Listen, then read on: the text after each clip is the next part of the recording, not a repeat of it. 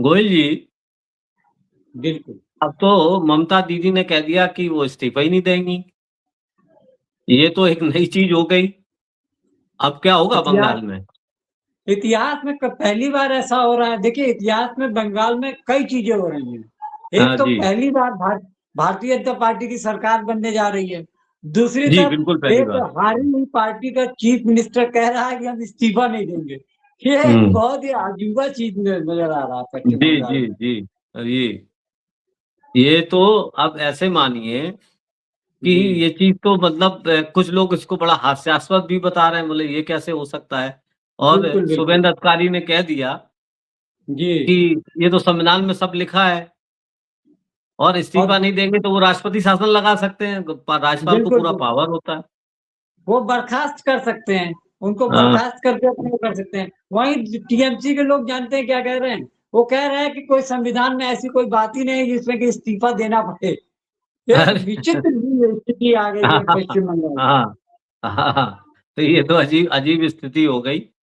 हैं? तो ये अनाज चल नहीं पाएगी। ये सब दिमाग लगाने से ज़्यादा दिमाग ये लगाना चाहिए इन लोगों को कि कैसे INDIA जो इंडिया ब्लॉक बना, कैसे उसको मजबूती दें। गोयल जी, जब ये अभी तक नहीं सुधरे, अब ये मानिए कि जब मुख्य चुनाव आयुक्त की नियुक्ति का जो नियम बदला था, उस समय जी, ये लोग तो राजनीति करते हैं। ममता भी कहते हैं हम बिल्कुल, इतने बिल्कुल। पुरानी राजनीति हैं, हमने देवगौड़ा के साथ काम किया और कांग्रेस के साथ काम किया और बहुत बड़े-बड़े नेताओं का नाम गिनाती रहीं। तो ये इनको नहीं पता कि जब एक मूलभूत चुनाव आयुक्त जो जिसके ऊपर बहुत बड़ी ज़िम्मेदारी होती है गोयल जी, जब उसी का जी, चुनाव उसका सिलेक्शन ही सही ढंग से नहीं होगा, अब बताइए प्रधानमंत्री और नेता विपक्ष और CJI chief justice of India, इसमें क्या आपत्ति किसी को होनी चाहिए? मेरे ख्याल से तो नहीं होनी चाहिए। आम नागरिक की जगह आप क्या कहेंगे? आम नागरिक नहीं होनी चाहिए। जब शुरुआत ही इन्होंने गलत कर दी, इस पे सबको बहुत मुखर होके विरोध करना चाहिए था गोयल जी। बिल्कुल। सबसे बड़ी बात ये है कि जो शासन कर रही है पार्टी, वो हाँ, चाहती ही नहीं है कि अब कोई व्यक्ति उनके खिलाफ में जाए। वो हाँ, ऐसा व्यवस्था कर देना चाहते हैं कि ताकि हाँ, चीफ जस्टिस ऑफ इंडिया या वो कोई ना कोई अड़ंगा लगा सकते थे। इसलिए वो एक ऐसे व्यक्ति को कठपुतली वो इलेक्शन कमीशन ऑफ इंडिया बनाना चाहते थे, ताकि वो अपने आका के बारे में आका के खिलाफ जा ही नहीं सकता। अगर हाँ, सीजीआई होते तो हाँ, किसी ना वो तो निष्पक्ष रहते। एक भारतीय जनता पार्टी की तरफ से होता, एक कांग्रेस की तरफ से विपक्ष का होता। तब कोई ना कोई परिस्थितियां बदल सकती थी। हो सकता है वो विपक्ष के साथ चले जाते। यही हाँ, वजह थी। वो अपना विवेक से लेकिन कुछ भी कर सकते थे। हुँ, जी, लेकिन एक बात और समझने वाली बात है। हुँ, सीजेआई ने ही सीजेआई ने ही उनको सलाह दी कि आप ये व्यवस्था तब तक कायम रहेगी जब तक कि कोई बिल ना आ जाएगा। मतलब उन्होंने खुद ही कहा कि आप बिल ले आइए, हम बाहर हो जाएँगे। एक तरीके हाँ, से उनको हाँ, सलाह हाँ, देके जो उन्होंने केंद्रीय मंत्रिमंडल का एक सदस्य और घुसा लिया। हाँ, अब आप समझ लीजिए। उन्होंने बड़ा नियम का परिचय दिया। वो कहते हैं हाँ, कि जो विधायिका होती है, वो सर्वोपरि होती है, नियम बना सकती है और आप जी, साहब जी। नियम बना दीजिए, हम अपने आप बाहर हो जाएँगे। बिल्कुल, बिल्कुल। तो लेकिन इस देश में जो राजनीति कर रही हैं पार्टियाँ और लोकतंत्र के लिए एक मजबूत विपक्ष होना बहुत ज़रूरी है। तो कम से जी, कम इनको सबको बड़ा मुखर होके एक साथ होके विरोध करना चाहिए। ये बिल्कुल, लोग रहे कि बिल्कुल। आज हमारे ऊपर है, कल वहाँ सबसे पहले महाराष्ट्र में हुआ, उसके बाद हाँ, दूसरी अन्य जगह पे हुआ, कर्नाटका में कोशिश हुई, तो ये जी, जी। इनको सुना चाहिए कल हमारे ऊपर आ जाएगी। तो ये चीज़ तो ये जब राहुल गांधी खड़े हुए और उन्होंने कहा पहली बात तो इस सड़क पे उतर के जो नियम है इसी को बदलाने के लिए सबको अन्य पार्टियों को विपक्ष को एकमत होना चाहिए। सबसे गलती तो यही है। अब वो पैरामिलिट्री लगा दें, अब वो केंद्रीय कर्मचारी लगाने अब उनकी मर्जी। मैं चाहे ये करूँ, जी, मैं चाहे वो करूँ, मेरी मर्जी। तो कम से बिल्कुल, कम आप बिल्कुल। लोग राजनीति कर रहे हो, तो उसी बिंदु पे सबसे पहले करना चाहिए कि ये इसकी नियुक्ति गलत है। उसको अच्छा मैं जनता भोली होती भूल जाती है। देखिए हुँ, राजनीति में सबको अपने-अपने स्वार्थ साधने होते हैं ना। हुँ। पश्चिम बंगाल में पिछले 15 साल से ममता बनर्जी राज कर रही हैं। वो सोची हमसे बड़ा तो कोई है नहीं। जी, सीनियर जी, भी हैं, जी। मैं राहुल गांधी से भी सीनियर हैं। जी लेकिन जी जब जी ऊंट पहाड़ के नीचे आया तब उनको हाँ, राहुल गांधी, सोनिया गांधी, अखिलेश यादव याद आए। अब मतलब याद जब आए, अब अपने कह भी पर, रही हैं। हाँ, अब हम्म अपने पर बीतती है तब उनको कहना नहीं हम तो इंडिया ब्लॉक में हैं। अभी हम्म तक तो कहें कि हम तो इंडिया ब्लॉक का कोई मतलब नहीं, आउट ऑफ वेस्ट बंगाल हम इंडिया ब्लॉक के साथ हैं, अंदर हाँ वेस्ट बंगाल को हम किसी को एंट्री नहीं देंगे। तो ये हाँ समझिए सब स्वार्थ की राजनीति कर रहे हैं।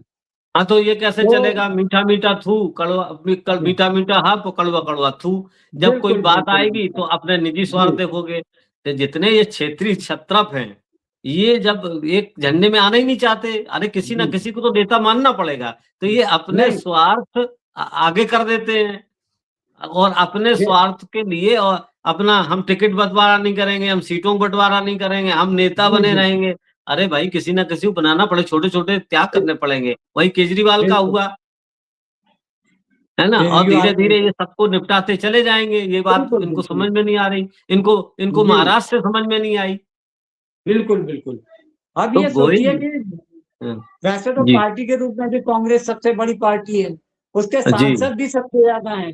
तो जी वैसे भी बिल्कुल, पार्टी का आज भी ज्यादा एलओपी भी भाई। वही है। तो आदमी को जी, मानना चाहिए ना, हर किसी दल को ये मानना चाहिए। मानना चाहिए कि हर चीज में सीनियर है, आज पार्टी भी भी सबसे बड़ी है। बड़ा दल है। जी आप जी केवल एक स्टेट में हो, आज भी कई स्टेट में है, और कई स्टेट में अगर उनकी सरकारें नहीं लेकिन प्रेजेंस है, वो सबसे बड़ा दल है। हाँ हाँ, ये तो उनका है। वोट प्रतिशत सबसे ज्यादा है। आपको तो हम्म। होता वोट, आपको 2% वोट मिलता है, उनको ठीक है, वो दूसरे राज्यों में ज्यादा परसेंट वाला जीत जाता है, लेकिन दूसरे नंबर पे परसेंटेज तो उन्हीं को मिलता है ना। जनता तो उनके साथ खड़ी है, ये भी समझना चाहिए। जी और अब रही बात इसकी कि आप इंडिया ब्लॉक को मजबूती देना नहीं चाहते। जब इंडिया ब्लॉक, देखिए इंडिया ब्लॉक ने गोयल जी इतना तो किया ही पिछले चुनाव में, कि उन्होंने ये भारत एनडीओ को आने से नहीं रोक पाए, लेकिन ये है कि अपने बहुमत से आने से तो रोका ही दिया। नहीं नहीं, आज इतना तो दो कर दो दिया। बैसाखियां लगी हैं, इतना तो किया ही हाँ इंडिया ब्लॉक ने। देखिए, ये इंडिया ब्लॉक ने एकजुट होकर जो अपनी ताकत दिखाई ना, उससे जी भारतीय जनता पार्टी अपने अंदर डर गई।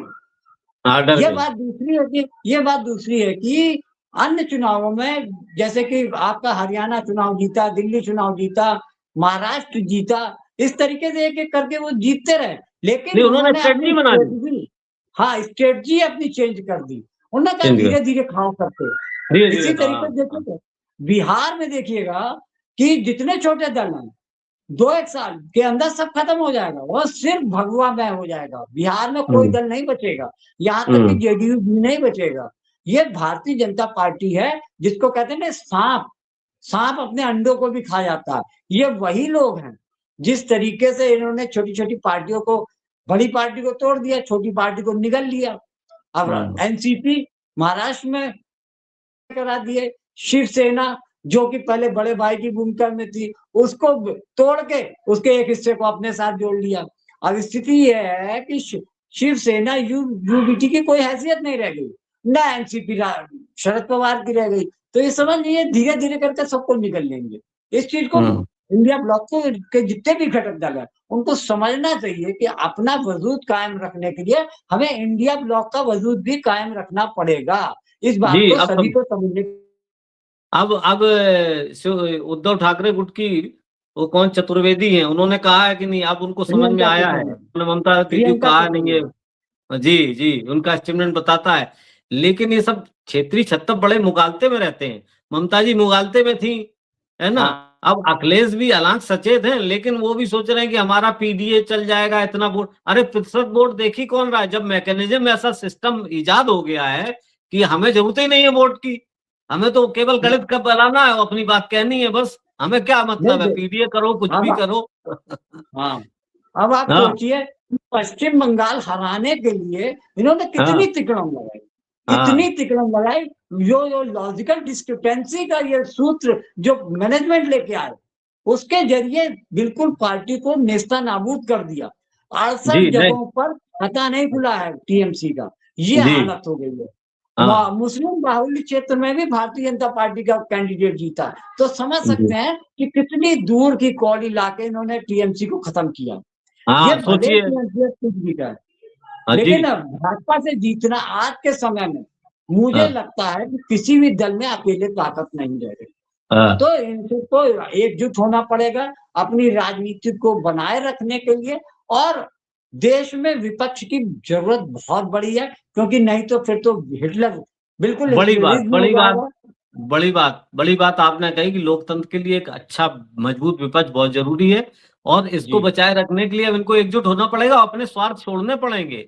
बिल्कुल, ये तो है। और नहीं तो यूपी भी जाएगा, पीडीए पीडीए करते रहेंगे, वो हवा निकल जाएगी, वहां हिंदू मुसलमान हो जाएगा, जो इनका जी, सबसे जी। प्रिय सब्जेक्ट है। देखिए बंगाल पश्चिम में भी बंगाल वही में भी किया। इन्होंने यही किया। ये हाँ, पश्चिम वो उससे बंगाल में हम्म, पश्चिम बंगाल में इन्होंने क्या किया, देखिए बहुत महीन चाल चली। जी, टीएमसी को खत्म करने के लिए इन्होंने हिंदुओं को यूनाइट करने की कोशिश की। उन्होंने हम्म, कह दिया ममता सरकार मुस्लिमों की हम्म, सरकार है, हम्म, बांग्लादेश नहीं बनने देंगे बंगाल को। और इस चीज को लेकर हिंदुओं को यूनाइट कर लिया, उसमें सफल हो गए। हिंदुओं को सफल समझाने में सफल हो गए कि ये मुस्लिम मुस्लिम हितैषी सरकार है और हिंदुओं के विरोधी दल। ये बात लोगों को समझ में आ गई। ऐसा जी, नहीं है कि 15 साल में टीएमसी के खिलाफ में असंतोष नहीं था, लेकिन इतना नहीं था जितना कि साजिश के तौर पर भारतीय जनता पार्टी ने लोगों के दिलो दिमाग में बैठा दिया कि ये मुस्लिम हितैषी सरकार है और हिंदुओं के विरोधी सरकार है। यही वजह है कि जो आज हार हुई है ममता बनर्जी की, उसमें बहुत सी चीजें काउंट करती हैं। इसमें आपका चुनाव आयोग का भी हाथ है, एसआईआर का भी हाथ है। तो ये समझिए कंप्लीट कॉम्पैक्ट पैकेज है जो भारतीय जनता पार्टी ने चुनाव आयोग के साथ मिलकर रचा और उसमें बंगाल में काबिज होने में सफल है। और केवल हम ये नहीं कह सकते गोयल जी की चुनाव आयोग ने ही बेईमानी करा दी, जैसे ममता जी कह रही हैं। वो लोग ग्राउंड जी, पे भी काम करते हैं, माइक्रो ऑब्जर्वर नियुक्त करते हैं, उन जी, अपने नेता भेजते हैं, पूरा समीकरण देखते हैं, जाति देखते हैं, धर्म देखते हैं, उसके बाद कैंडिडेट उतारते हैं। पूरा ग्राउंड पे भी वो लोग 6 महीने साल भर काम करते हैं, ऐसा नहीं है कि नहीं केवल मेहनत तो करते हैं, हाँ। मेहनत तो करती है, बीजेपी और मेहनत बहुत करती है। आप देखिए कि इन बिटवीन चुनाव के घोषणा के बीच में महिला से संबंधित संशोधन विधेयक लाए, उसको महिला विरोधी बता के उसको भी आजमा लिया। हाँ, तो ऐसा नहीं है, हाँ, आप इतना दिमाग तो अब विपक्ष को सोचना चाहिए कि वो चारों तरफ से काम करते हैं, आप आरोप नहीं, लगाते रहिए। वो तो उन्होंने देखिए जब उन्होंने चीफ इलेक्शन कमिश्नर अपने मन का बना लिया, अब आरोप लगाते रहिए आप, इसने ये काम गलत कर रहा, अब ये काम कर रहा, अब हमारी सुनवाई नहीं हो रही। और जो न्यायपालिका है वो भी कहेगी कि साहब अब हम कर तो रहे हैं, हम भी तो कानून से बंधे हैं, आप अगले चुनाव में वोट डाल लेना, क्या करें, अब इतनी जल्दी हम थोड़ी फैसला कर पाएंगे। तो ये आज मुझे तो लगता है कि न्यायालय का ये बयान बहुत ही घटिया था।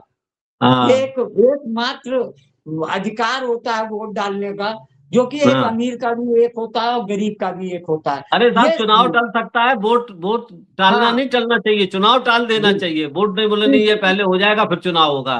सरकार तो बनी है, सब चल ही रहा है। भाई मगर हाँ, जंग में रह के मगर से बैर कैसे किया जा सकता है? हाँ, आगे हाँ, सुप्रीम कोर्ट के जज भी तो इंसान है, उनके खिलाफ इंसान है, में भी तो कुछ ना कुछ हो सकता है। ट्रक बिल्कुल, चलते रहते हैं, आते हाँ, जाते ट्रक एक्सीडेंट हो सकता है। हाँ, इन हाँ, सब चीजों को लेके भाई हर तो कोई डरता है।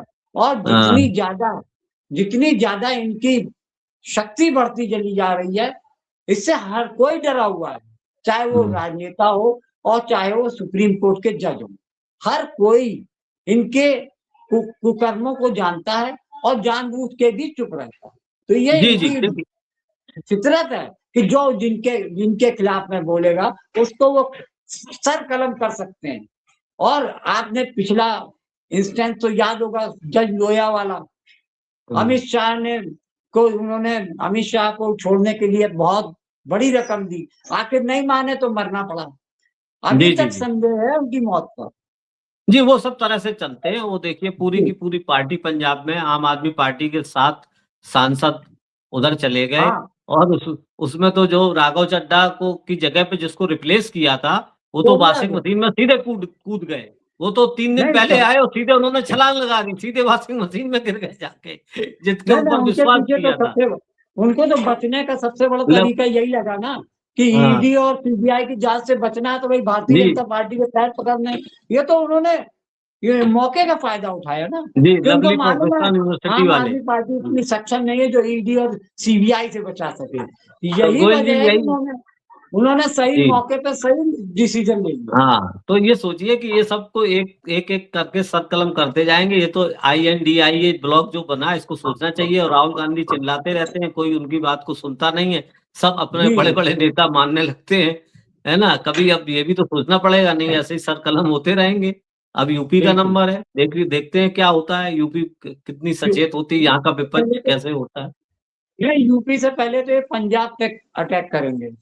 जी, जी। आम जी, आदमी जी। पार्टी दिल्ली में कमज़ोर हो गई है, पंजाब में संकट में है।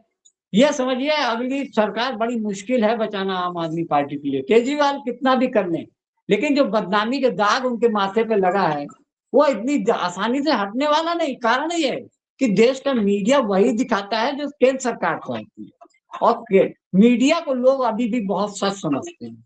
हम जैसे लोग या आप जैसे लोग हैं जो कि मीडिया की असलियत को, नब्ज को समझ रहे हैं, लेकिन आम आदमी को समझ में नहीं आता। ये सब स्पॉन्सर्ड कार्यक्रम होते हैं, पेड प्रमोशन होता है। जी, ये हर अभी भी किसी की लोग समझ में नहीं। जी, अभी भी लोग टीवी देखते हैं और अखबार भी पढ़ते हैं और उस पे विश्वास भी करते हैं। और आपने सही कहा कि ममता बनर्जी निपट गई, अब पंजाब का नंबर है, फिर यूपी में देखा जाएगा। चलिए यूपी गोयल तो जी, कवर कर लेंगे, यूपी तो चलिए कवर गोयल। कर लेंगे क्योंकि सब कुछ उनके हाँ, हाथ में है। चुनाव हाँ, आयोग हाथ में है, सारी जांच एजेंसीज हाथ में है। हाँ। तो यूपी में बहुत उम्मीद लगाना इंडिया ब्लॉक के लिए बहुत ज्यादा उम्मीद से हमको नहीं दिखता कि वहाँ कुछ कर पाएंगे। चलिए आज बातों-बातों के बत रस में इतना ही, और जी, जी। फिर देखते हैं क्या होता है। हम आप फिर मिलेंगे, कल बात करते हैं। नमस्कार, नमस्कार। धन्यवाद।